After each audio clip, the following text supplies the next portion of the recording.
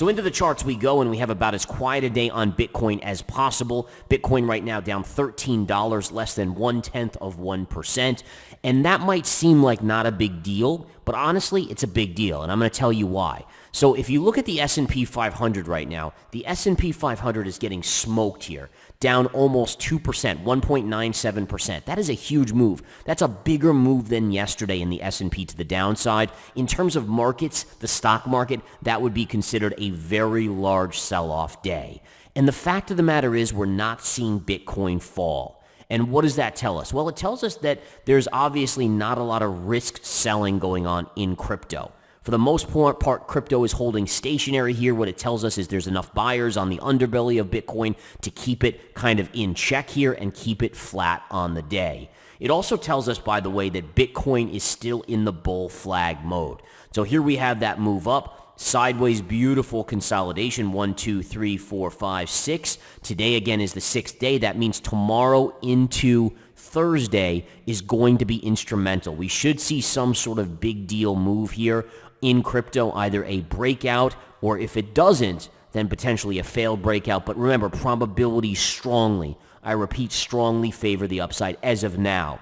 All right, so I do think that's kind of worth keeping an eye on here as we see this consolidation build. Again, it is bullish. Upside resistance is going to be 17,600, and then as I discussed yesterday, right around 18,400-ish, give or take. Now, if the pattern does fail, which obviously is in the lower chance or the lower percentile chance of occurring, then you would start to head back down here, and you'll have some support around 16,200, and then eventually this support right down here at 15.6 and change.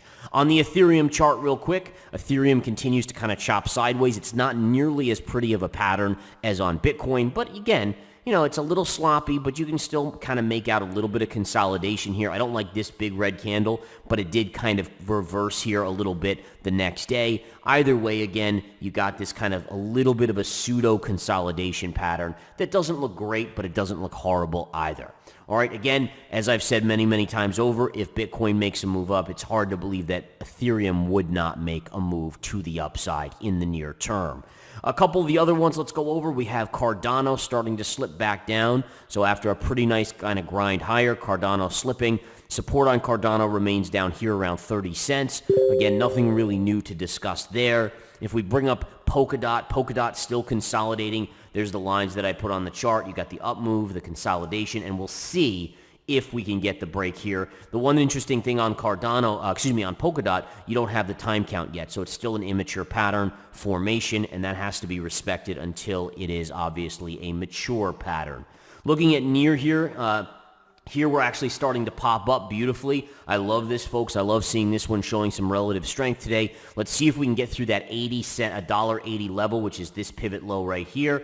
Also, it's this pivot high right here. If we can get through $1.80 and start trading up, you're looking at $1.90 to $2 as your upside target on that. So that's a big deal there as well for me on the chart of NEAR in US dollar terms. Now let's go to Solana. Solana just continues to hover here. Solana, again, same kind of deal. Not really selling off. You're not seeing all the predicted collapse that everyone was talking about in social media occurring, at least at this point. Now, it's not to say it can't happen. It could happen to any coin at any time. But right now, Solana just consolidating sideways, continuing to hold up, making a bull flag, even though it's an elongated bull flag, which I'm not a huge fan of, but it still is a bullish consolidation pattern. All right, so we'll keep an eye on that one and continue to monitor it. But really on Solana, if you could take out this area right here, like around 1475 to 1490, you should actually get a pretty big move back to about 1765, maybe even 18 bucks. So there is a potential for a short squeeze, and I've mentioned this to you guys before, that there is definitely that potential for that to happen. Avalanche continuing to just have a small pullback. I still like the Avalanche chart quite a bit. You wouldn't call this consolidation because, again, it made the highest point yesterday, so it's just coming off of that. But the fact of the matter is it's holding above this trend line. As long as it holds that trend line of support, you got to give the benefit of the doubt to the Avalanche chart. I do want to keep an eye on Matic.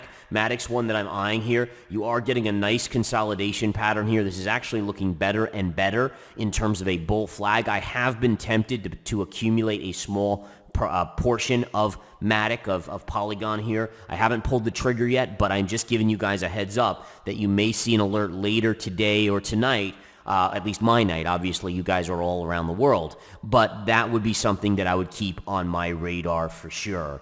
All right, so again, it's a nice bullish pattern. Again, that's a bull pattern.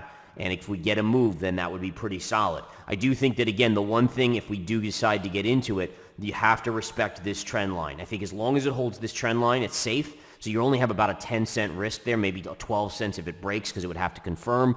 But that trend line is the one you want to follow. And then this consolidation, if it does break up, a little resistance at 105, and then you're talking about 120 to 121 as a target price. Okay, so that's where we are at this point. I'm just continuing to kind of scan through, see what else is going on here. But it certainly looks to me like crypto is just hanging out, actually hanging relatively strong in comparison to the stock market. The question is, can it hold strong? Can it hold strong, or does eventually the risk asset selling bleed over into the crypto sector? And I think that's going to be one of the big questions that I'm going to be watching. Considering the bull flags, I'm going to give it the benefit of the doubt. That's the way the probabilities are swaying. I will, again, continue to follow that. All right. On that note, I bid you all farewell. Keep you guys updated. Look for potentially a trade later today, and have a great one. Take care.